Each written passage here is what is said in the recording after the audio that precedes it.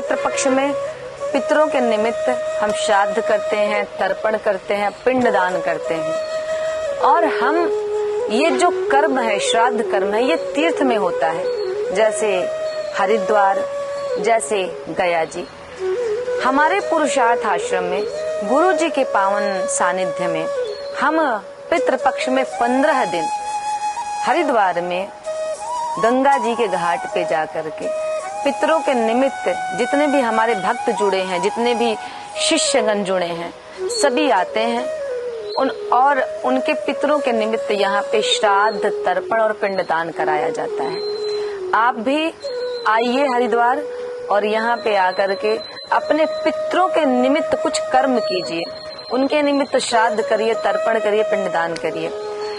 पुरुषार्थ आश्रम में 8 तारीख से श्राद्ध, तर्पण और पिंडदान की क्रिया प्रारंभ होगी। आप आइए और अपने पितरों के निमित्त कुछ करिए, साथ ही साथ पुरुषार्थ परिवार से जुड़िए एवं गुरु जी का आशीर्वाद प्राप्त करिए। साथ ही साथ मेरे गुरु जी एक बहुत अच्छी बात कहते हैं कि जिन्होंने हमारे लिए इतना कुछ किया, हमारा भी कर्तव्य बनता है। हम उनके लिए ज्यादा तो नहीं कर सकते, हम अपने पितरों के लिए ज्यादा नहीं कर सकते, लेकिन उन्हें 15 दिन जल तो जरूर अर्पण कर सकते हैं। उन्हें 15 दिन एक समय का भोजन हम अर्पण कर सकते हैं। 15 दिन उनके निमित्त दान कर सकते हैं, धर्म कर सकते हैं, पंडित जी को भोजन पवा सकते हैं। ध्यान रखिए, यदि पितृ शांत होंगे, यदि पितृ प्रसन्न रहेंगे, तभी आपके जीवन में प्रसन्नता रहेगी।